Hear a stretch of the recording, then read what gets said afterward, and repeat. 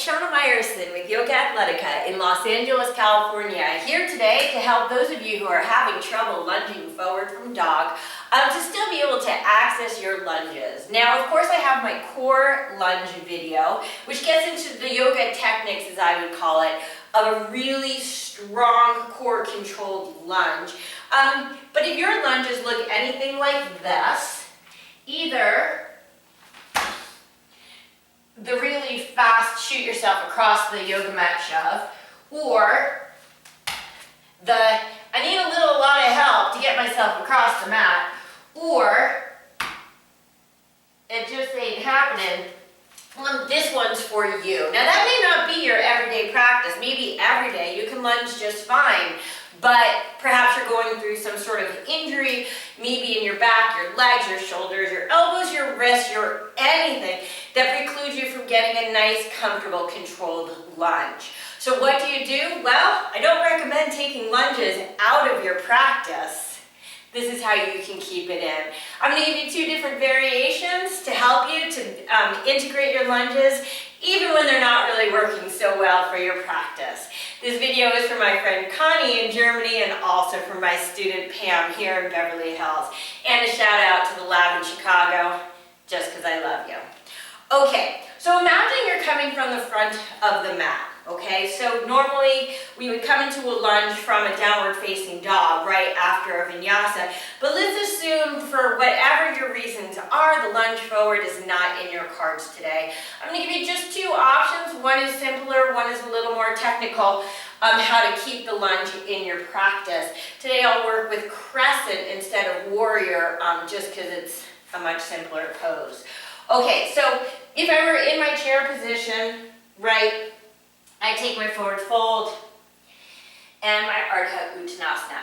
So from here, instead of going into a plank, I'll just go into, well, a lunge. So fingertips on the floor because I want some nice height. I bend my knees deeply. And when I step back, most people when they step back, they literally just straighten their leg. They wind up somewhere around here. You always want to think about stepping back as stepping way back towards the back of your mat. So you can even use blocks under your hands if you need to be higher, but you bend your knee, and what I recommend is first just stretch as far out as you can. Now notice how my chest went forward when I did this. Watch again. My leg goes out and my chest goes forward. Because what's going to happen if I just stick my leg way out? My body falls into the pose. That's what we want to avoid. We want to have a nice, smooth, easy, controlled entry always into our poses. So I step way back. Let's see how I'm pointing my foot and sort of pointing down towards the floor a little bit. Not high in the air, but stretching back, back, back. My chest is forward for balance. And then I reach as far back as I can, placing my toes on the floor and then the ball of my foot, okay? Here I am in my lunge. Now, remember that when you're coming into a crescent lunge, how far apart are your feet? Hips distance, okay? Hips distance gives you balance. So if you step back on a tightrope, I know from this angle it's hard to see if I'm on a tightrope or not, but if I step straight back, this is going to be much harder to balance. It's going to be like, whoa. So when I step back, I actually want to step wide and far. Okay? Remember that your knee should be bent 90 degrees when you're coming into a lunge. So when you step back, if you're just stepping a little bit, this isn't 90 degrees, and there's no hope of it becoming 90 degrees when I lift up. Okay? So it's bend deeply, forward with your chest, back with your leg, and then as you start to move backwards, you go toes, ball of the foot. What do you do if you don't land wide enough? Just move your right foot to the right a little bit. Okay? Once you inhale, crescent, you can hold for as long as you want to. Take a nice long lunge here, a nice long hold here. But the other thing that's going to help you with learning or teaching your body to lunge is stay high in your fingertips, chest is high, focus on this front leg. Okay, the problem with most people lunging is they push off their back leg, and they don't have enough going on in front to carry them. So remember that when we went back with our leg in the air, we had to move our chest forward for some counterbalance. So same thing here. Fingertips, maybe blocks. I lean forward, lift my leg, knee to chest to take it down. Okay, so it's instead of thinking I need to get my foot to the front of the mat, I'm thinking how can I pull my leg to the front of the mat using my upper body strength and my front leg instead of just shoving myself or my back leg. This is going to be an important skill to master if you want to be able to step forward and back in control. So, don't stop there.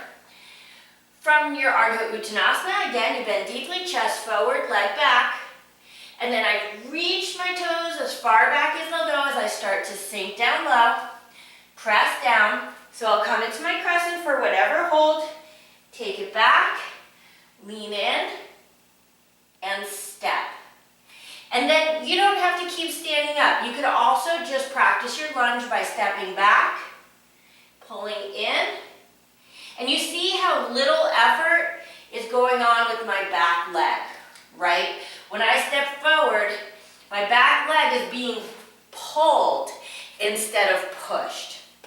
Now this is going to get you a great leg workout, for lack of a better term, but it's also going to put the lunges back in a safe way when you might be avoiding them otherwise or doing them in a way that might hurt you. Okay, let's talk about the second way. This is the way that I like a lot more because it's more challenging. It's basically the same concept. We're just going to take our hands off the floor. So once you have, I would enter actually just from Utkatasana. So I have my Utkatasana position, and just like before, the thing is when I tell people step back, they step their body back and they wind up like, right, like all wobbly and stuff because there's no counterbalance. Right, so remember that when you step back, there has to be something that goes forward to counter it. Instead of thinking of just get my foot to the back of the mat, I want you to think of it as sort of two parts. First part, balance with your leg in the air, not high, not like a warrior three, nice and low and hovering, but to understand the counter dynamics of the front versus the back. Then from there, don't think about landing down.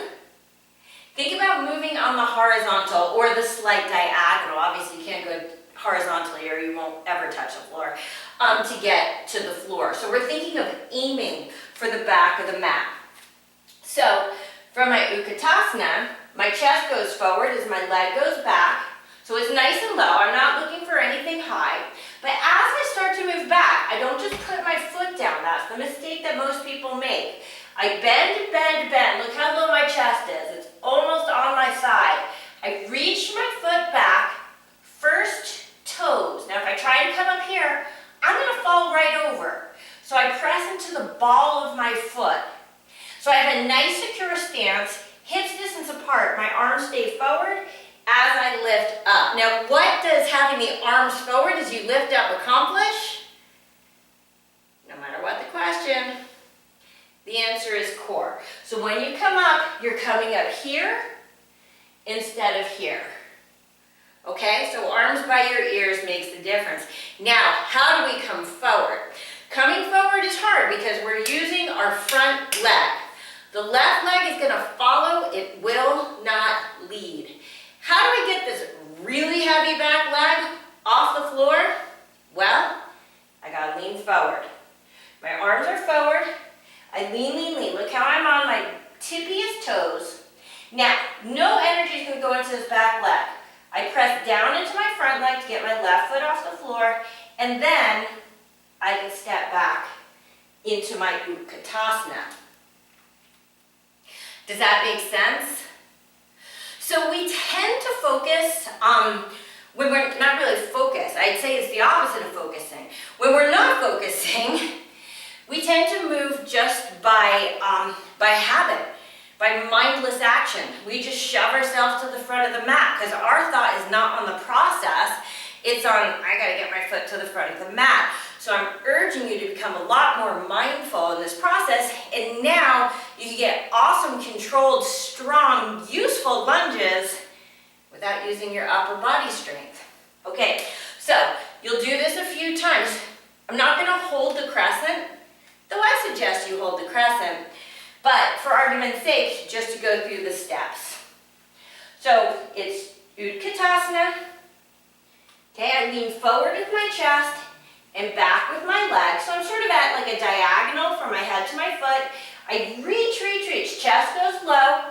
I reach back, toes. I'm wide on my yoga mat. Ball of the foot, get secure.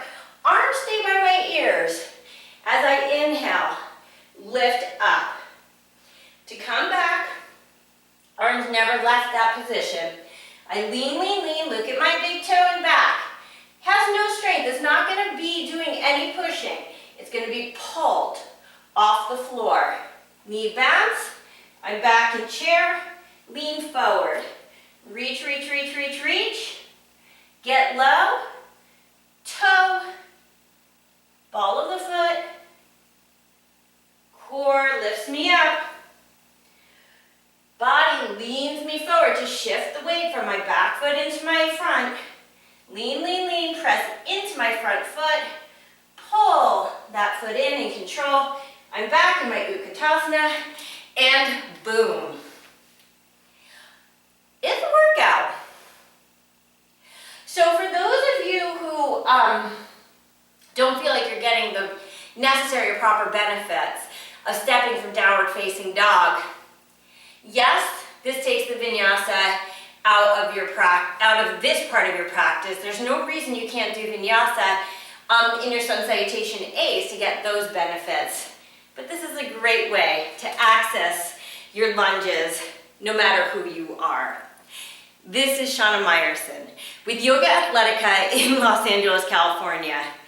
Don't forget to sign up for my Vimeo videos where I have full-length classes that integrate the poses we do on YouTube, get you strong, get you flexible, get you balanced, and get you awesome. Have a great day.